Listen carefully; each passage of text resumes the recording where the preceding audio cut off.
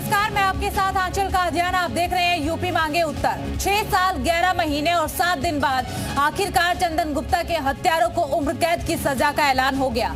लखनऊ की NIA court ने 28 दोषियों को उम्र कैद की सजा सुनाई, वहीं 2 आरोपियों को बरी कर दिया गया। चंदन के परिवार ने कोर्ट के फैसले का स्वागत किया। चंदन को इंसाफ तो मिल गया, लेकिन एक सवाल खड़ा हो गया कि आखिर कितने चंदन को इंसाफ अभी मिलना बाकी है। सवाल ये भी कि आखिर कब तक धार्मिक जुलूस और यात्राओं पर हमला होता रहेगा, क्योंकि जिस वक्त चंदन की गोली चली थी, चंदन को गोली मारी गई थी, वो तिरंगा यात्रा में शामिल थी।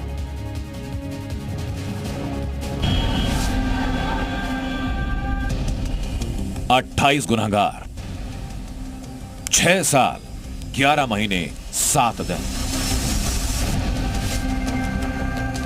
और आखिरकार चंदन गुप्ता को इंसाफ मिला। करीब 7 साल तक चंदन के परिजनों ने लंबी कानूनी लड़ाई लड़ी और अब जाकर चंदन के गुनहगारों को उम्र कैद की सजा हुई।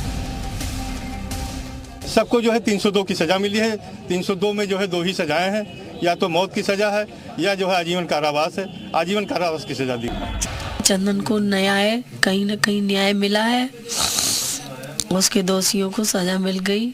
जो गोली चलाई है उसको मैं फांसी ही सजा मांगना चाहती हूँ जज साहब से मेरी। और कोई गलत काम करने नहीं गया था चंदन तो एक तिरंगा रैली निकालने गया था। बड़ा उत्साह था उसके मन में। अब उन लोगों की मानसिकता ही पता नहीं क्या है, कैसे है। ईश्वर से यही प्रार्थना करते हैं थोड़ा बदलाव लाएं, ये अपने देश को देश समझें, अपने तिरंगे को अपना राष्ट्रीय ध्वज समझें। अरे भारत माता की जय नहीं बोलना चाहते हो, वंदे मातरम नहीं कहना चाहते हो, कोई बात नहीं, लेकिन कोई दूसरा कह रहा है तो कम से कम उसको तो कहने दो। जिस दिन चंदन की हत्या की गई उस दिन क्या हुआ, चंदन के दोस्त उस घटना को भूले नहीं।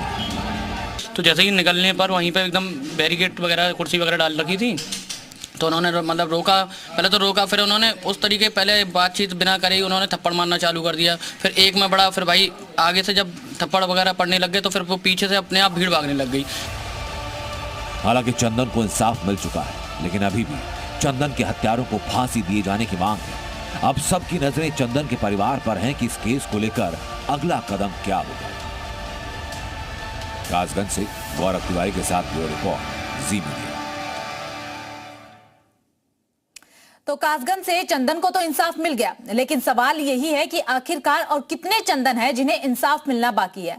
आपको बहराइच की घटना तो याद होगी ही। यहां भी कासगंज जैसी ही घटना हुई थी। 13 अक्टूबर 2024 को मूर्ति विसर्जन यात्रा निकाली गई थी। हिंदू संगठन से जुड़े हुए युवा बाइक रैली में शामिल होने के लिए पहुंचे थे। यात्रा जैसे ही विशेष समुदाय के मोहल्ले से गुजरने लगती है, आरोप है कि यात्रा पर पथराव शुरू हो गया था। इस दौरान गोलीबारी भी हुई थी, जिसमें कि राम गोपाल मिश्रा नाम के एक युवक की जान चली गई थी। तो देखिए, लगातार इस तरीके के कई मामले सामने आए। राम गोपाल और चंदन, ये 2 ही मामले ऐसे नहीं हैं, बल्कि कई ऐसे मामले बीते दिनों सामने आए हैं जब धार्मिक जुलूस निकाले जाते हैं और जब एक विशेष समुदाय से यात्रा निकलने लगती है, बाइक रैली निकलने लगती है, तो उस दौरान पथराव हो जाते हैं या फिर आगजनी हो जाती है या फिर उनके साथ मारपीट करने की कोशिश की जाती है। और इसमें ना जाने कितने राम गोपाल, चंदन जैसे शख्स है जिनकी जान चली जाती है और फिर उसके बाद साल दर साल उनके परिजन भटकते रहते, इंसाफ की गुहार लगाते रहते हैं। आज चंदन गुप्ता को इंसाफ मिला है, लेकिन अभी सवाल यही है कि राम गोपाल मिश्रा को इंसाफ कब मिलेगा। इसके जैसे कितने और शख्स हैं, कितने और चंदन हैं, उन्हें इंसाफ कब मिलेगा। आपको बता देते हैं 13 अक्टूबर 2024 वो हत्या हुई थी राम गोपाल की। मूर्ति विसर्जन में वो शामिल होने के लिए पहुंचे थे, बाइक रैली निकाल रहे थे। इस बीच 2 समुदाय के बीच संघर्ष हुआ था और उसी दौरान राम गोपाल मिश्रा की जान चली गई थी। 13 अक्टूबर की वो शाम थी। इसके अलावा उस टाइम तमाम सवाल उठे थे, प्रशासन पर भी सवाल उठाए गए थे कि प्रशासन से कहां पर चूक हुई है। और जब चंदन गुप्ता की हत्या हुई थी उस वक्त भी यही सवाल उठ रहे थे कि प्रशासन से कहां चूक हुई है। लेकिन अब महत्वपूर्ण सवाल ये हो जाता है कि जब भी अगर हिंदू धर्म से होकर के कोई यात्रा निकलती है तो उस वक्त कभी भी ऐसी घटनाएं नहीं घटती है, लेकिन जब एक विशेष समुदाय के इलाके से यात्राएं निकलती है तो अक्सर घटनाएं घट जाती है। तो देखिए, दोषी की तस्वीरें भी आपको दिखा रहे हैं, चंदन गुप्ता के दोषियों की, जिन्हें चलिए अब चर्चा की शुरुआत करते हैं। हमारे साथ सुशील गुप्ता लाइव जुड़ चुके हैं, चंदन गुप्ता के पिता हैं। सुशील जी, सबसे पहले आपका जी उत्तर प्रदेश उत्तराखंड पर स्वागत। सुशील जी, देखिए आज आपके बेटे को इंसाफ मिला है। 28 दोषियों को उम्र कैद की सजा कोर्ट की तरफ से सुनाई गई है, क्या कहना चाहेंगे? यही कहना चाहूंगा कि सत्य की जीत हुई है। मेरे बेटे को आज इंसाफ मिला है, उसकी आत्मा को शांति मिलेगी और हम लोगों को भी थोड़ा, हमको भी बताएं, शांति मिली है। 7 वर्षों से हम बताएं निरंतर प्रयास कर रहे थे कि जो दोषी हैं उनको सख्त से सख्त सजा मिले, लेकिन जो न्यायालय ने आज फैसला दिया है उससे हम पूरी तरह से संतुष्ट हैं कि दोषियों को आज सजा मिली है। ठीक है सुशील जी, देखिए आप कह रहे हैं कि संतुष्ट है, लेकिन 28 दोषियों को उम्र कैद की सजा दी गई है, 2 को सबूतों के अभाव के चलते बरी कर दिया गया है। अब से कुछ ही देर पहले हम आपकी पत्नी को भी सुन रहे थे, उनकी तरफ से कहा गया है कि हम संतुष्ट तो हैं, लेकिन जो 3 मुख्य आरोपी हैं उन्हें फांसी की सजा होनी चाहिए। इसके अलावा क्या कुछ मांग आपके परिवार की तरफ से की जा रही है? हमारी तो कोई मांग नहीं है, यही था कि चंदन को न्याय मिले, जो दोषी हैं उनको सजा मिले और सख्त से सख्त सजा मिले, ताकि पूरे अपने भारत देश में ये एक बताएं नजीर बने। लोग बाग ये देखें कि बताएं चंदन का कसूर क्या था। चंदन का सिर्फ कसूर इतना था कि वो हाथों में तिरंगा लेकर के भारत माता की जय, वंदे मातरम के उद्घोष लगाते हुए दूसरे समुदाय के बीच में पहुंच गया था और वहां उसको घेर करके उसको निर्मम हत्या कर दी। ठीक है सुशील जी, जो 2 लोगों को बरी किया गया है उनके खिलाफ क्या आप कार्रवाई चाहते हैं? कि देखेंगे आगे के, पूछेंगे अपने वकील लोगों से कि इसमें क्या हो सकता है क्या नहीं हो सकता, और उसके बाद जो भी उचित कार्रवाई होगी वो भी करेंगे हम। ठीक है, चंदन की बहन की तरफ से कहा जा रहा था कि फांसी की सजा होनी चाहिए थी, जो मुख्य आरोपी है। इसी के साथ सरकारी नौकरी का जिक्र जो है वो भी आपके परिवार की तरफ से किया जा रहा था। फांसी की सजा तो होनी चाहिए थी, लेकिन जो न्यायालय ने जो निर्णय दिया है उसका हम सम्मान करते हैं। और जो नौकरी और एक चंदन चौक की बात थी, हमारी नहीं थी मांग। वो यहाँ पर जो प्रभारी मंत्री जी थे उस समय, सुरेश पासी जी, उन्होंने घोषणा की थी कि परिवार के एक सदस्य को नौकरी मिलेगी और शहर में चंदन चौक एक बनाया जाएगा, लेकिन वो चंदन चौक आज भी अधूरा पड़ा हुआ है। हम सिर्फ यही चाहते हैं सरकार से कि जो वायदे किए हैं उनको पूरा करें। चलिए ठीक है सुशील जी, आप रुक करेंगे हमारे साथ। जब भी हम उधर से गुजरते हैं। ठीक है सुशील जी, हमारे साथ बीजेपी के प्रवक्ता आलोक वर्मा जुड़ चुके हैं, एसपी नेता तारिक अहमद लारी भी हमारे साथ जुड़ चुके हैं, सुहेब और रहमान मुस्लिम स्कॉलर हमारे साथ जुड़ चुके हैं, और इसी के साथ हमारे साथ हरि मिलन मिश्रा राम गोपाल के भाई भी जुड़ चुके हैं। सबसे पहले जो आप सभी का स्वागत और शुरुआत जो है मैं आलोक वर्मा जी आपके साथ करना चाहूंगी। देखिए आप अभी सुशील गुप्ता को सुन रहे थे, उनकी तरफ से कहा गया है कि हम कोर्ट के फैसले से संतुष्ट हैं, लेकिन जो 3 मुख्य आरोपी हैं उन्हें अगर फांसी की सजा हो जाती, इसके अलावा जो सरकारी नौकरी या फिर एक चौक का जिक्र किया जा रहा था चंदन के नाम से, उन सब को लेकर के आपका क्या कहना है? देखिए निश्चित रूप से बड़ा फैसला है, अदालत ने शानदार फैसला सुनाया है और ये फैसला ऐसा है जो इस तरीके के लोग हैं, जो इस तरीके की हरकतें किसी जमाने में किया करते थे और आज भी कहीं कहीं किसी किसी इलाके में इस तरीके की चीजें निकल करके आती हैं, उस पर लगाम लगेगी। एक बड़ा फैसला अदालत ने सुनाया है, केवल 2 लोग बरी हुए हैं, बाकी लोगों को कड़ी सजा मिली है। तो निश्चित रूप से एक फाहा रखने का काम अदालत ने किया है और योगी सरकार जिस तरीके का प्रदेश बनाने की कोशिश कर रही है, जिस तरीके का परिवर्तन लाने की कोशिश कर रही है, अदालतों में भी अगर सही तरीके से पैरवी हो, जिस तरीके से इस मामले में दिखाई पड़ा, शानदार पैरवी हुई, केवल 2 लोग बरी हुए, एक की मौत हो गई और अधिकतर लोगों को सजा मिली, कड़ी सजा मिली। तो निश्चित रूप से एक बड़ा फैसला अदालत ने सुनाया है। अदालत को बहुत बहुत धन्यवाद। और मुझे लगता है कि परिवार की जो भी मुश्किलें हैं, हमारी योगी सरकार है, ये तो इस परिवार के साथ खास सिंपैथी है, क्योंकि 26 जनवरी 2018 का ये मामला है। एक बच्चा, नई उम्र का बच्चा जो तिरंगा यात्रा लेकर के निकला था, उसको किस तरीके से घेर के मार डाला गया। तो निश्चित रूप से पूरी सिंपैथी इस देश की, उत्तर प्रदेश की इस परिवार के साथ है, इस बच्चे के साथ है।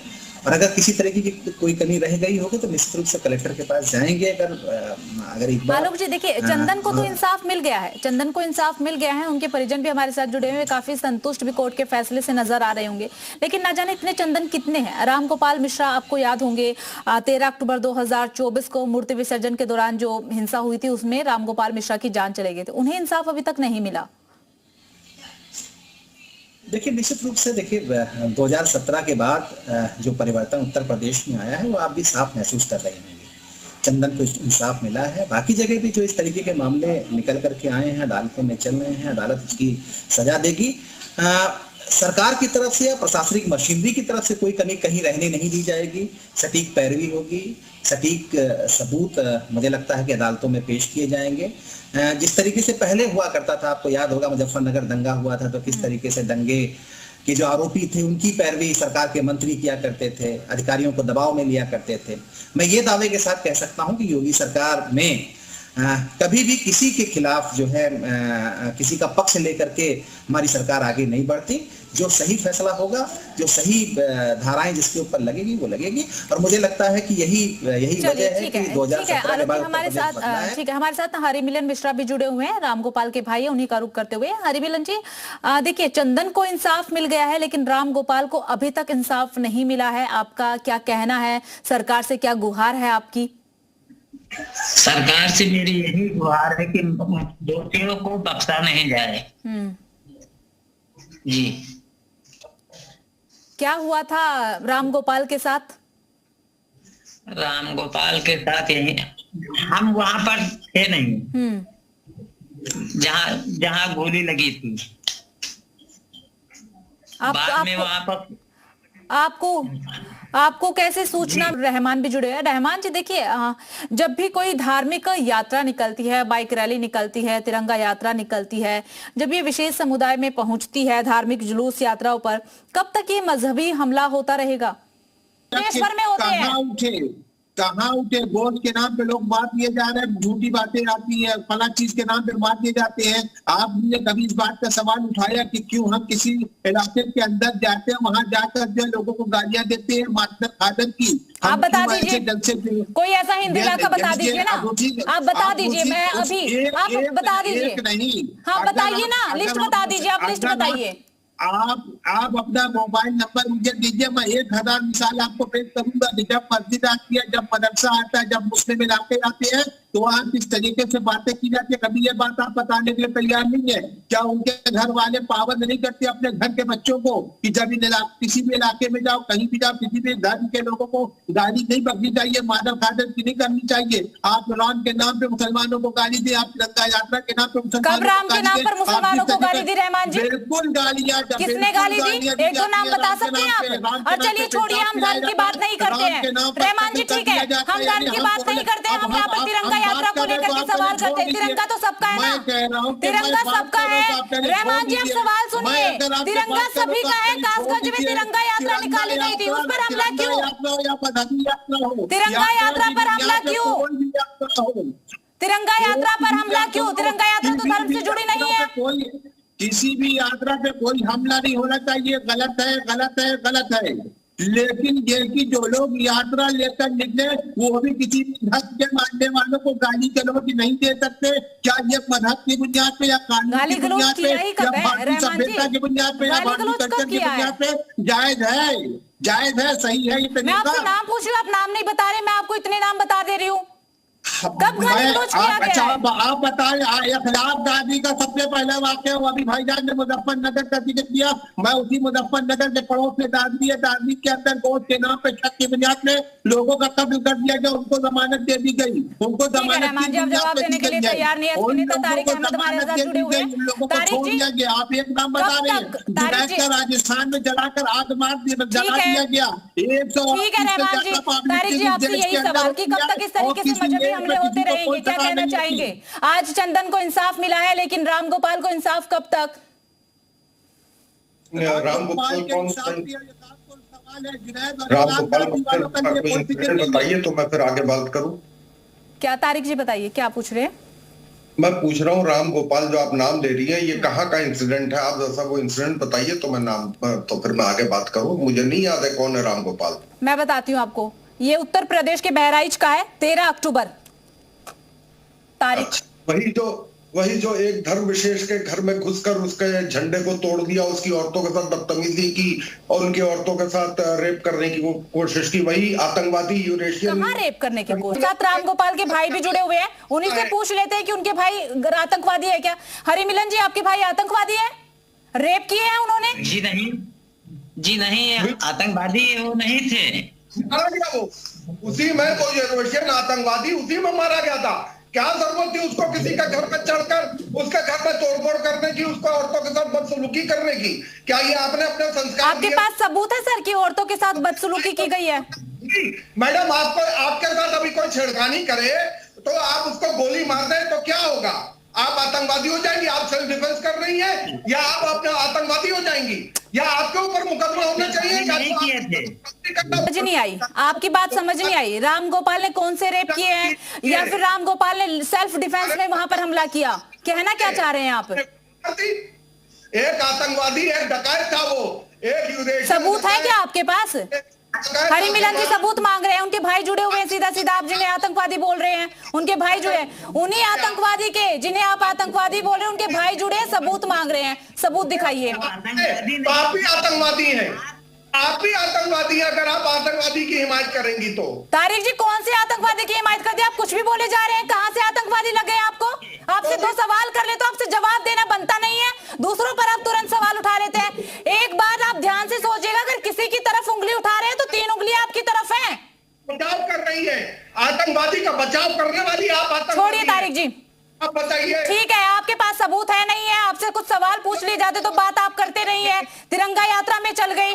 हाँ, अब आप बिल्कुल सही आई। अब आपने चंदन शर्मा की बात की, क्योंकि मैंने स्टडी किया चंदन शर्मा को। आप बीच में एक आतंकवादी को ले आई। आतंकवादी को कहां लेकर के आ गए हैं?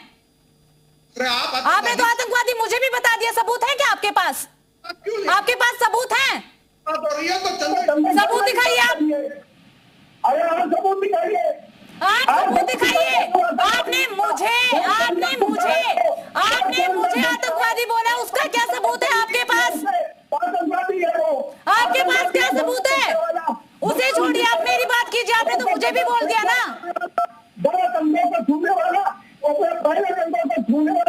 आतंकवादी था वो, घर में घूमने वाला हर व्यक्ति आतंकवादी है। बगैर मेरी परमिशन के मेरे घर में घुसने वाला आतंकवादी है, बिल्कुल है। बगैर परमिशन से घुसने वाला व्यक्ति हर वो व्यक्ति आतंकवादी है, चाहे वो बांग्लादेशी हो, चाहे वो पाकिस्तानी हो, चाहे। आपकी पार्टी ने क्या क्या किया है? आपकी पार्टी ने क्या क्या किया है? आपकी पार्टी ने क्या क्या किया है? संभल हिंसा याद है आपको? संभल हिंसा याद है आपको? संभल हिंसा याद है आपको? आपकी पार्टी क्या कर रही है? वहां पर पुलिस कर्मियों पर पथराव होता है और आपकी पार्टी सामने आकर के शहीद का दर्जा बोलती है, और वहां पर मुलाकात करने के लिए पहुंचे। 5-5 लाख रुपए दे दिए आपने उन्हें। वो आतंकवादी नहीं है, वो आतंकवादी नहीं है। आप रिपोर्टर है कि बीजेपी वाली है? मैं हूँ तो पत्रकार ही, लेकिन आपने सवाल उठा दिए तो कंगालना पड़ रहा है समाजवादी पार्टी का पूरा ब्यौरा। आप बीजेपी की प्रवक्ता है, इस तरह से चिल्लाना बंद करिए। आप भाषा की मर्यादा रखिए। बीजेपी की प्रवक्ता नहीं हूँ मैं। जब बीजेपी से सवाल बनता है उनसे भी करते हैं, उनसे भी सीधा सवाल पूछा गया था। आप भाषा की मर्यादा रखिए, पहली बात तो ये। आप अपनी आवाज नीचे रखिए, आप अपनी आवाज नीचे रखिए और उसके बाद बात कीजिए। उंगली दिखा करके किससे बात कर रहे हैं आप? किससे उंगली दिखा करके बात कर रहे हैं यहाँ पे? मैं जो भी हूँ, मैं आप सर्टिफिकेट देने वाले कोई नहीं बनते हैं, आप सर्टिफिकेट देने वाले कोई नहीं बनते हैं। सवाल से जवाब तो दिया बनता नहीं आपसे। इनके आवाज डाउन कीजिए, इनके आवाज डाउन कीजिए। हरि मिलन जी, आपका रुख करते हुए, आपके भाई आतंकवादी हैं, समाजवादी पार्टी की तरफ से सवाल उठाया गया।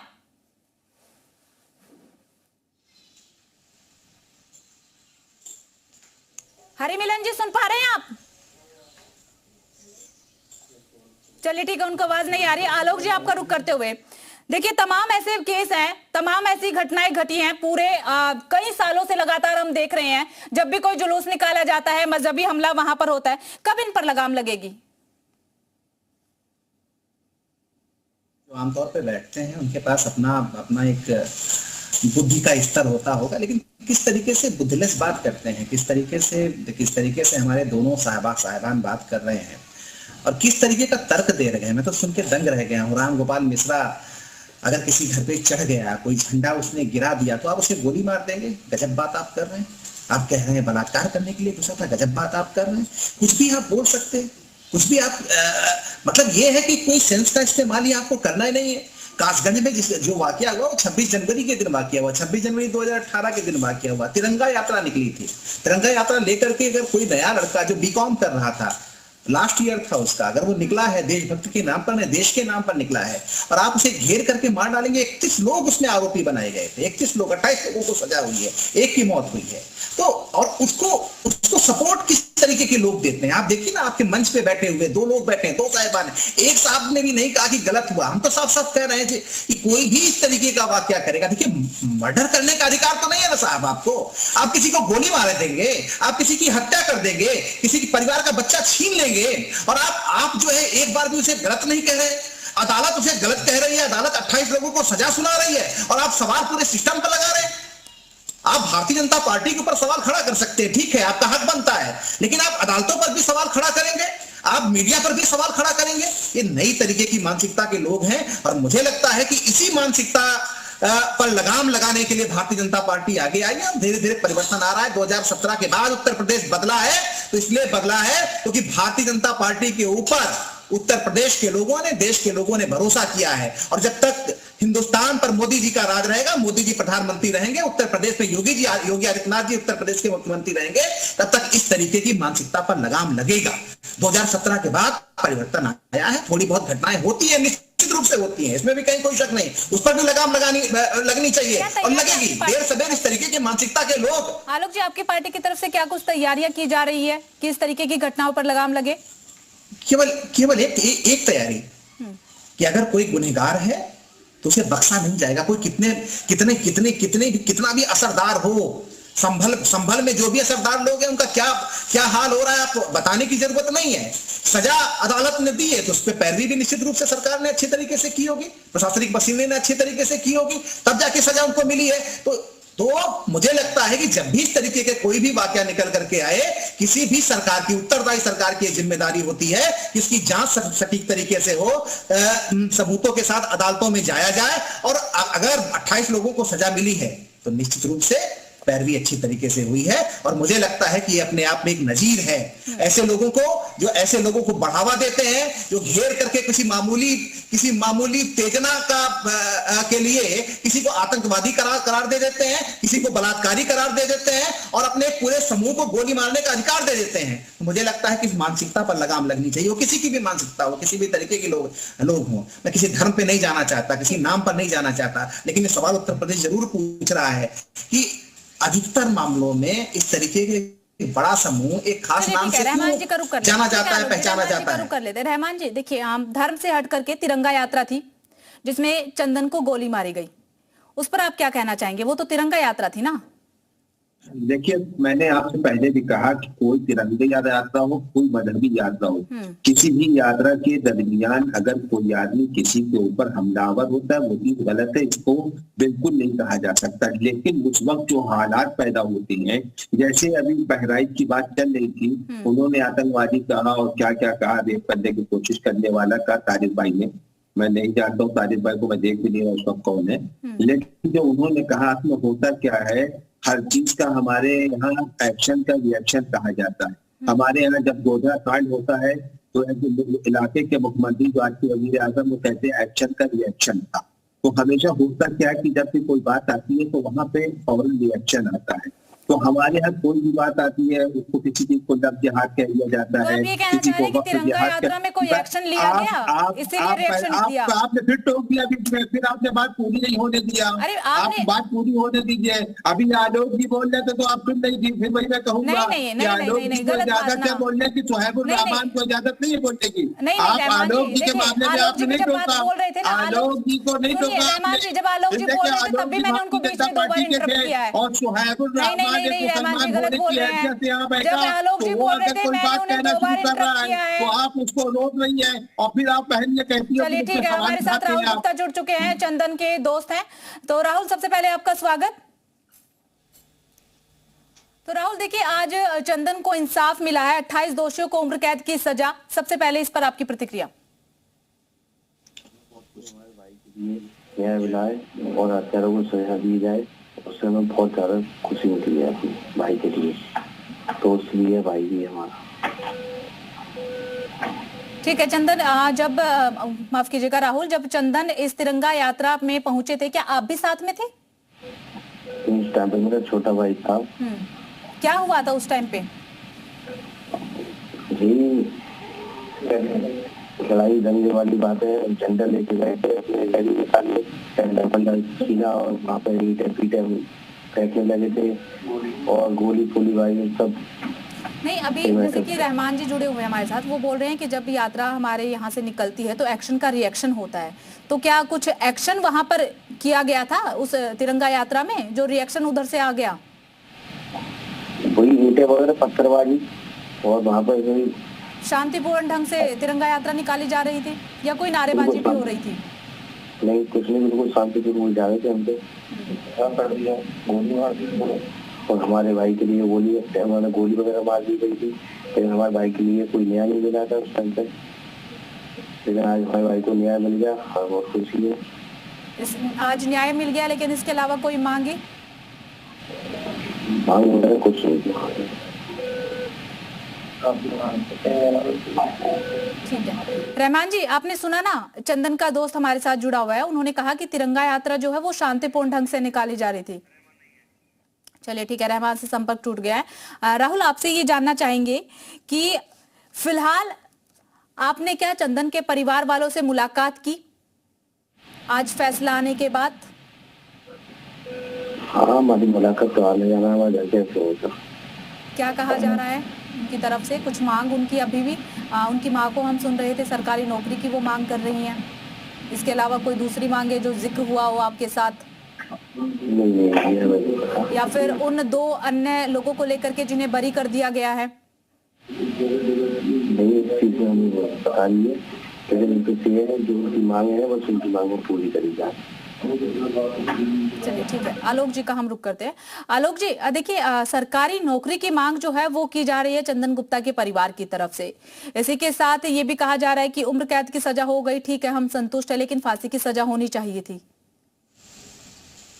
नहीं, मुझे लगता है कि देखिए अदालत ने जो सजा दी है वो गुणदोष के आधार पर दी होगी। निश्चित रूप से जो सबूत आए हैं उसके आधार पर अदालत ने फैसला सुनाया है।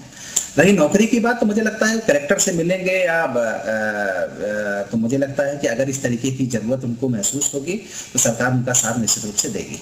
चलिए ठीक है, एक बार सुशील गुप्ता का रुख करते हुए। सुशील, देखिए आपके परिवार को आज न्याय मिल गया है, आपका परिवार संतुष्ट है, इसके अलावा कोई अन्य आपके परिवार की तरफ से मांग जो सरकार से हो? नहीं, मेरी तो कोई मांग नहीं है। मेरी तो यही है जो सरकार ने वायदे किए हैं वो पूरे करें और मेरे बच्चे विवेक गुप्ता की सुरक्षा का विशेष ध्यान रखें, क्योंकि उसको उसकी जान माल को भी खतरा है। ये लोग तो जेल चले गए हैं, लेकिन इनके और भी बहुत से लोग हैं यहाँ पर, तो हाँ, तो उसकी सुरक्षा का विशेष ध्यान रखा जाए और जो भी सरकार करेगी हम उसमें सहमत हैं। चलिए ठीक है, आलोक जी, आखिरी सवाल मैं सिर्फ आपसे यही लेना चाहूंगी कि ठीक है, जिस तरीके से आज चंदन को इंसाफ मिल गया है, बाकी सभी को इंसाफ कब तक देने की तैयारी? नहीं मिलेगा निश्चित रूप से। रामगोपाल वर्मा जी, रामगोपाल मिश्रा को भी ठीक है, तो बाकी सभी को भी इंसाफ जो है वो सरकार की तरफ से जल्द ही दिया जाएगा। आप सभी मेहमानों का शुक्रिया हमारे साथ जुड़ने के लिए, अपना कीमती समय देने के लिए। तो देखिए, चंदन को तो आज इंसाफ मिल चुका है, लेकिन चंदन जैसे ऐसे कितने और हैं, उन्हें इंसाफ कब तक मिलेगा, ये महत्वपूर्ण सवाल यहाँ पर बना हुआ है। आज की चर्चा में सिर्फ इतना ही। बाकी तमाम बड़ी खबरों के लिए बने रहिए।